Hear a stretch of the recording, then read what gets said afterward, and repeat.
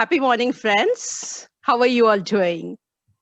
So, Ye- today is the second day of our autumn dialogues. And autumn, a beautiful time. The nature starts shedding its leaves. You can see the beautiful colors all around. The flora, it changes colors. The fauna, it goes on a hibernation after this. So, does it tell you something? Does it indicate something? Yes, it does. Nature actually, just after autumn, nature goes on a hibernation. It goes on a sleep to heal itself. 6 months back, all of us were vibrant, beautiful, we were ourselves. Till the smallest of the organism came and caused the global pandemic. It posed the biggest of the challenge to all of us. Just think through. Is it a time? Is it saying something to us that it's time for us to take some rest, to heal ourselves before we embark on a journey to sunshine summers of 2021? So here I am, Maushami, the founder of WICCI, taking you all through the journey of from illness to wellness. Let's talk to our beautiful panelists here and listen to what they have to say about wellness. And pandemic, I think it's a gift of 2020 to mankind. So I start with a stunning Sinjini from Kolkata. Sinjini, good morning. Happy morning to you. Happy morning to you, Marshall. Thank you for Yeah, having me. thank you. Now tell me, how do you identify yourself post this pandemic? Thank you so much, Maushami, for having me, and thank you so much for that beautiful question. I think what's happening right now is such a big shift of consciousness that as individuals, I am wondering if we have it in us to have that whole perspective. I mean, we are trying to keep ourselves busy with small slices of the news, the numbers that the corona statistics are recording, the number of different activism and rebels that are happening across the world, the upcoming elections. I feel that somewhere these are our coping mechanisms. This is very big. This is very big. This is bigger than what we can perceive. The way I see it, again, if I look outside, if I look at the newspaper headlines, and if I really look at the reality, which is a slice of the truth, if I may, what's happening is disastrous. The economic disaster, I would say. So many people losing their job. The migrants here in India walk, a few months back we saw pictures of them walking hundreds of kilometers back home, collapsing on the road. So that's unmentionable. That's unmistakable. What we are also seeing is the number of death. I mean, nobody can say that I am immune, because we are all at the mercy, and that's humbling, and that's really bringing us down on our knees. But having said that, and again, as I say this with a huge admission of my privilege. Touchwood, I have been so far largely been unaffected by what is going on, and also the fact that I'm sitting here, in a very settled environment, talking to all of you. I admit that privilege before I even open my mouth here. But I feel that what's happening right now is a form of labor pain. It takes pain to give birth.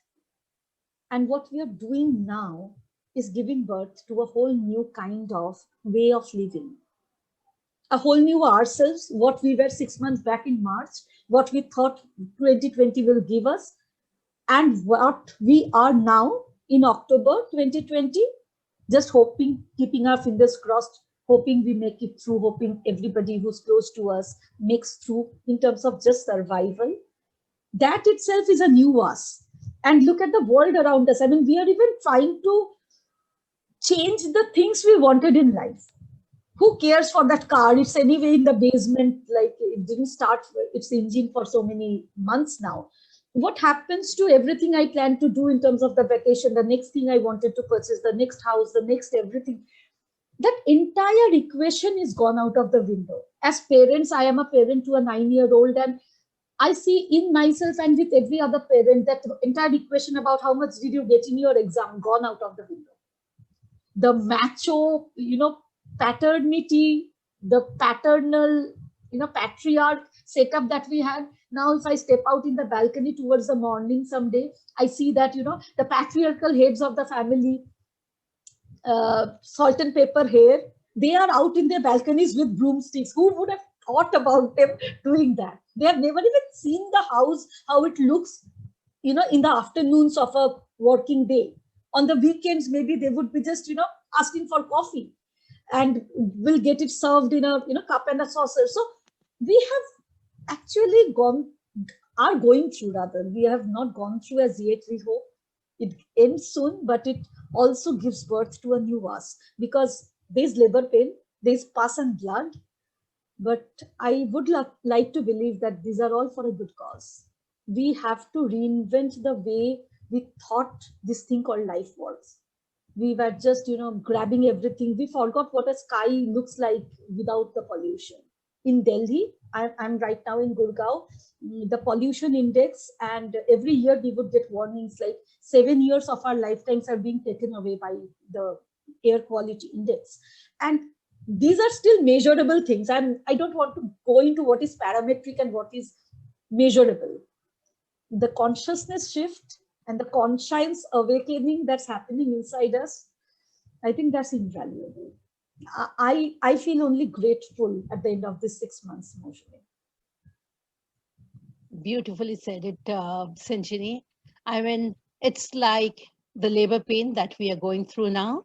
And post the labor pain, it'll be a new life that would be seen, a new world which is, I think, less of the clutter. And now, whatever we used to call it the normal before this pandemic struck us, then we'd be actually seeing the new normal, which would be the normal. It's not the new normal, it's actually the normal where life is much more simple, which is where life is much more beautiful. And now let me go to our simply superb Suzanne from UK. So Suzanne, taking it from Sinchini, tell me, I mean, as Sinchini said that now we see people doing their own chores, cleaning the house, taking it up on them to keep the life better moving forward. Do you think that our priority list has changed? I mean, whatever you used to call it, our priority has changed, and now there is a new priority list with us. Thank you so much, Marsh. 100% priorities have changed. What I'd love to share with you all is my experience of this COVID and this pandemic, because for me, and I hadn't, before I start, I hadn't ever thought of it as autumn, and I love your description of that, of shedding leaves, going to hibernation and coming out something different, because that really relates to what I feel the pandemic has done for myself. And if I go back to the beginning of the pandemic, I didn't realize how busy I was keeping myself so I wouldn't ever have to deal with what was going on in here. And looking back on it, I think that's exactly what I was doing. So my worst nightmare came true on that March. I can even tell you, really, we went into lockdown March 23rd, but my work, everything stopped on March 17th. So I was booked, I was self-employed, and I was booked for the whole year in advance. And work stopped overnight, got sent home. We don't need you anymore. And as an optometrist, that had never happened to us before, right? Testing eyes was a simple, basic thing of life. So work stops. No. Okay. I live alone. You're going to get locked down in your house by yourself with no outlet. I don't really watch TV. What on earth am I going to do? So that was really, at the time, really quite a place for me that I did not want to go and I did not want to deal with. And looking back on that time, I learned some lessons through this time. And the first one was, the only thing wrong with what you're going through at the time is what you're thinking about it. So that first period of time, on top of, actually, I will share this as well, on top of, I was going through tests, fast track cancer tests. And I was absolutely so disturbed about the fact that I was going to have to face cancer alone. And I just was melting. I was just falling apart. But through that, you start realizing the biggest shifts and the biggest changes happen. Because you have to deal with it. You have to look at this and you have to start getting busy. You have to start putting stuff into action. So at that same time, we started an online, I put on social media, does anyone want to meditate with me? Because I felt that was a good thing to start doing. So we started online meditation classes. I changed my diet completely overnight. I changed my exercise routine completely overnight. And all of these changes at the time, it was out of desperation of just kept myself through this 6 weeks, which I thought it was going to be. And it kind of was just carried on. So the biggest thing at that time was I thought it was hell. Having said that, looking back on it, it was probably the biggest blessing I'll ever have. And that was my first point of the only thing wrong with the situation you're going through is what you're thinking about it. The second thing I've realized about this pandemic, when you start something, there was now no distractions. There was nothing else to do. There's no eating out. There's no friends socializing. There's no nothing to stop you doing everything you've ever said you were going to do. So if you can't do it now, when are you going to do it? And what I realized is just by showing up every day to that meditation class, showing up every day to eating healthily and showing up every day to exercising, suddenly one day turned into a week. Suddenly it was 50 days of meditation. Suddenly it was 100 days of meditation. And you're like, things start changing. It doesn't change overnight in the first time you do something. But now it's 6 months on, but the changes probably started for me properly in May with the exercise and the diet. And you kind of think, I'm 9 kilos lighter. You know, my skin has improved. Things started changing without me even realizing. So that was my second lesson, is consistency makes change. And just keep going one day at a time and just wait. Don't think you're going to see results in 2 days. And the third thing that I've come across recently, coming towards the end of the going through the mangle and being pushed and tortured and all that kind of stuff, was about coming into the present. I heard a podcast by Oprah Winfrey and Eckhart Tolle. And it was just so beautiful. And it met me where I was at my thinking at that time. And it's about, because Eckhart Tolle is all about living in the moment and the present. And the past is gone, the future, you don't know. But right here is your life and right here is your moment. And if you can make peace with right here, and if you can accept where you are right now, that's all you have to do to get into the flow. And that was it was almost like the icing on the top of what I needed to hear to get myself to a place where suddenly the brain calmed. Suddenly it was a beautiful place to live in here. And suddenly, I say suddenly, but it's obviously months of change. You're not craving having to go and keep yourself busy. You're not craving having to go and do this stuff. You just keep going, because as the seasons, your life is changing. You know, as the climate changes every day, your situation will change every day. But can we get through this moment? And that's where I think it was so beautiful where you brought it back to autumn. I read a quote the other day that change is beautiful. Just look at autumn. And I just thought, this is it. This sums up this conversation that we're having. So in summary, the 3 things that I really, really take from it, and I hope that everyone else can take from it, is whatever you're going through, the only thing, if you are in a really crap place, is what you're thinking about it. If you can make some changes, just be consistent with them. And if you can get to the moment that you can accept everything in your life right now in this moment, believe the peace can come. And the bit I'm really looking forward to, which I haven't added on to it, but what you said at the beginning about the summer coming, I haven't actually thought about that. I kind of have just been living right here. So I'm actually now looking forward to that. So thank you for sharing that as well. Thank you so much, Suzanne. It was lovely listening to you. And thank you for sharing everything. First of all, yes, consistency is required if we need a change. And just as Sinchini said, as you stated it, just before the change is going to happen, we need to shed all our innovations, all the assumptions and presumptions we have in our mind. Because this is a place where we make things happen before they happen, actually. So wellness is all about making a change, a deal with ourselves. That yes, we are ready for the change. And the most important time, as you correctly said, is now. Accept who you are, accept what is happening, and that will make the new you with a new, beautiful new beginning. And taking it from Suzanne, because for her, this pandemic has been really good. She has learned a lot, she has evolved. Coming to the charming Celia from Australia. Celia, do you think the pandemic is actually a gift in disguise to the world? Yes, thank you, Mashumi, for introducing me to the group and the WICCI group. I do see in many aspects the gift, and of course the media may show it as a very different way, and there is a reality to some of that process of the shock and the change in people's lifestyle that they're having to take on.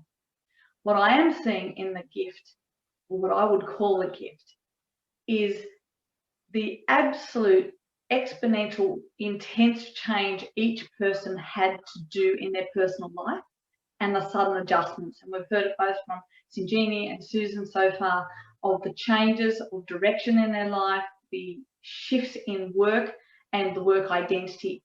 And that's where I am really very passionate about, is that realization of all the people across the world, different people I talk to, is the change and challenge to who they think they really are, and the labels that we put on ourselves, and culture, social attitudes always drive us to keep on taking more labels, and we start to believe we really are those.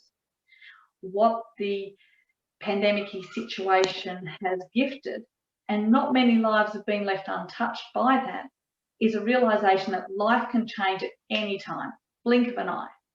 And that's the truth about life anyway. We always have had to face it through death of loved ones, potential death through sickness of ourselves. What I would really see is we've been gifted the death experience while we're living. And that means we get to review every aspect of our life, every action, every behavior, what we really think is important and what we can do away with. Because in the end, when we breathe out of this world, we do leave an awful lot behind, but we do take the imbued actions, reactions, the love we give to one another, how we intershare collectively.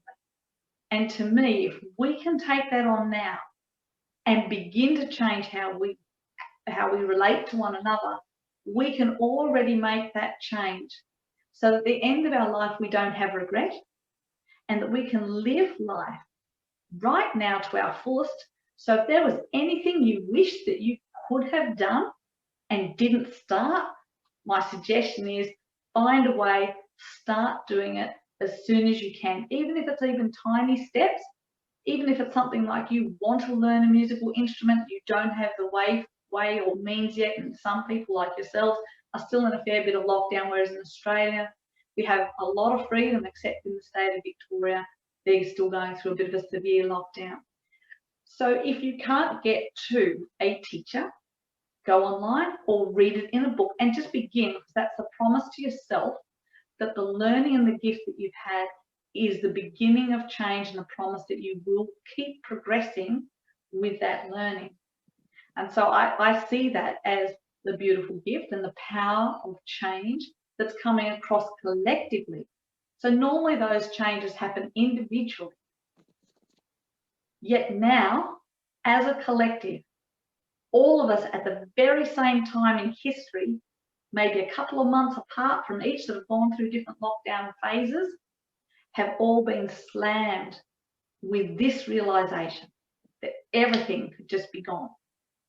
And those things are the most important to family start to come into the recipe of change, and we can then formulate a newer, more nourishing recipe to how we want to be, how we want to live, and how we want to nurture our family first and foremost, actually ourselves first and foremost as caregivers to self, to then our family, to then local community, and then see how many more reserves we have to let that butterfly effect, you know, just going off into the world, making those changes. There's that saying, you know, the butterfly, when the butterfly flaps its wings, we never know how much wind it makes to make the change across the world, but we live in our own little reality. And if we change the little reality we are in, it could have just exponential change within the whole and within the collective. And I think that that's where, as a whole globe, we can walk forward more positively. The way we can do that is if we start to realize we have continually identified with identity, then how do we not take that seriously? How do we walk in and just accept that, yes, we are going to still perhaps take up our old roles when lockdown changes and freedom comes, but how do we make that change that those roles are just something we act through and don't take so seriously? Celebrate the little bits, you know, and not identify that if that's all taken away, we fall into some massive collapse and we can't climb out of it. Because the biggest concern I see is the amount of suicides. I'm not sure what it's like in India, and maybe one day we'll talk perhaps privately or separately, but in Australia there are an awful lot of suicides, and it's coming from young people as well. The change of them not knowing who they are, where they're going forward next. So I do think that the more we speak up and say and help others understand the idea that we are not our roles in life, we are more than that. We're the breath that animates the body. We are the spirit imbued in every action we do, and we can move through any tough times that come along. Perhaps we can collect some of those young people who are feeling helpless and give them a new dialogue. So that's what I see as the gift that we can offer.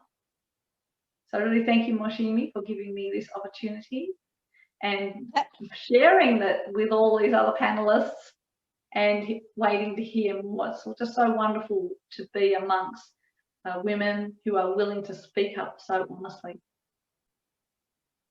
Thank you so much, Celia. Beautiful learning. The first thing I can actually learn from this is I think change is the only constant in life. So we have to actually, as young people, most of the young people find it difficult to accept change. They get used to whatever is happening. They get, most of them, those, especially those who are privileged, they get used to that. And when a change comes, when a pandemic comes, they do not know how to respond or react to it. And most of the time they react by, maybe as you correctly said, by taking off their lives because they do not know what lies ahead of them. They do not look at the sunshine Sundays or the summer, the bright summer coming. Because after the change, can we see the brightness, which is very, very important. And that is where we sometimes are so much cocooned, so much inside ourselves. We don't realize that, as you said, that karma is very important. What we give is what we are going to receive. And that is where this dialogue of illness to wellness also starts. Illness is all about I. What am I getting? Wellness is about we.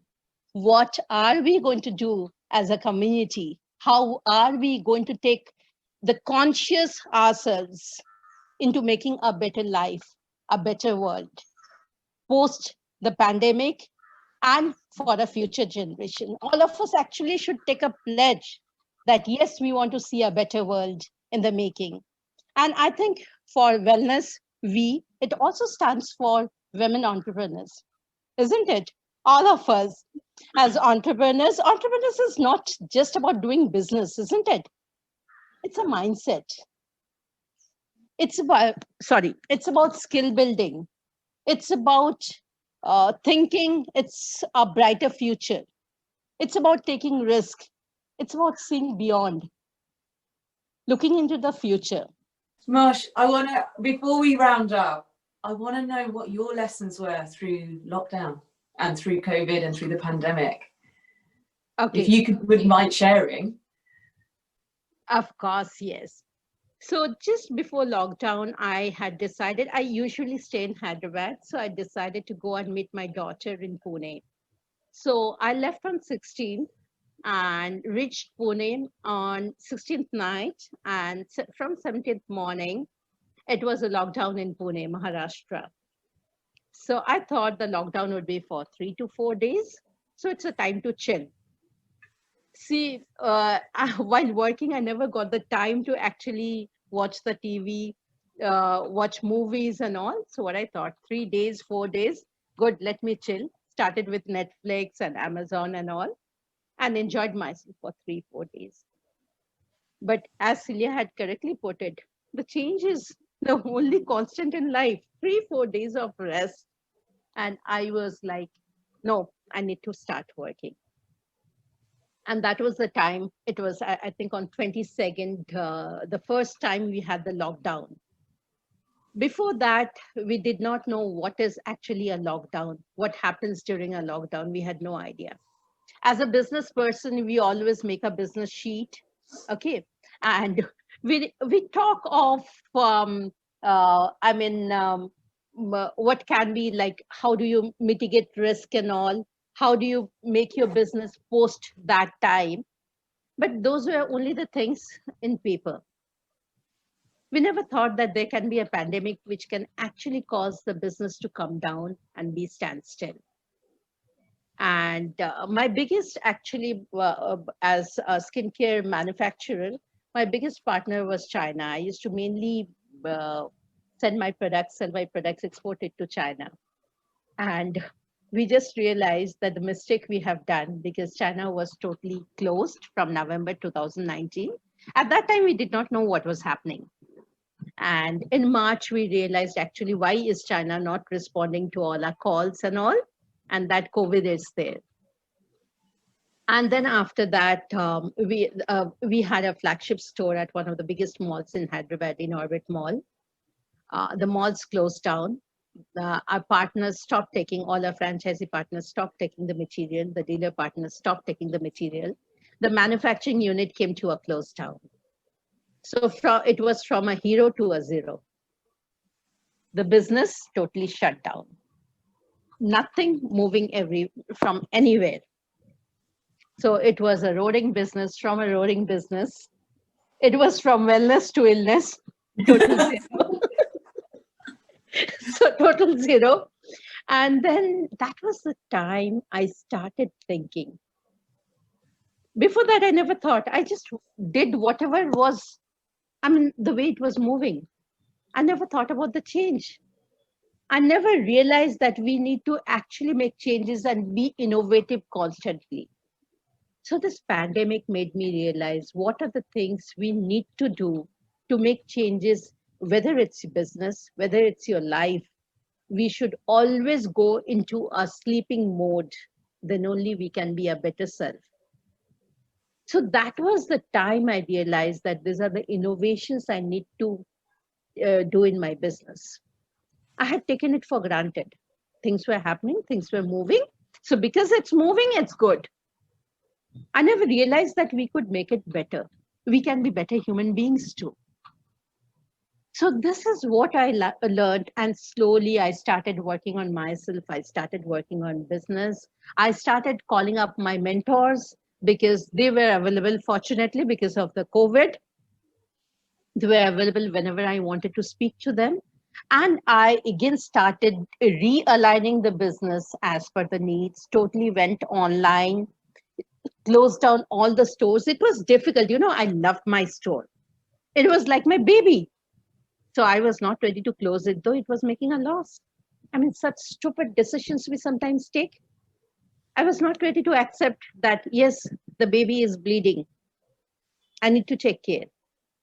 So that was the time I took the decision of closing down the store and going totally online. It hurt my ego a lot. How can I close down the store? It should not happen. but I did that. It needed a lots of guts. It needed friends like you all around me to give me that push to take it forward, and then went totally online, changed the entire business model, started working on it as per the requirement. Because, my dear friends, change is the only constant in life. If we do not innovate, if we do not change, we cannot move forward. We stand still. And there is a need for all of us to go into a sleeping mode and awaken to a better morning. Thank you so much. Thank you, Sinjini. Thank you, Celia, Suzanne, Narani, for making my day beautiful, a wellness filled day. But from here, I would like to just share a little bit that we know we have transcended from illness to wellness. We know how to make the change and be the change ourselves to see the change in the world. But there are some beautiful souls somewhere in the world who are not so privileged. So this is a time to take out our healing hands or our healing hearts, pray for them, touch their lives, and make the change so that we see a beautiful, loving, and caring world. Thank you so much, everybody, for being with us, and wish you a lovely, wellness-filled day. Thank you.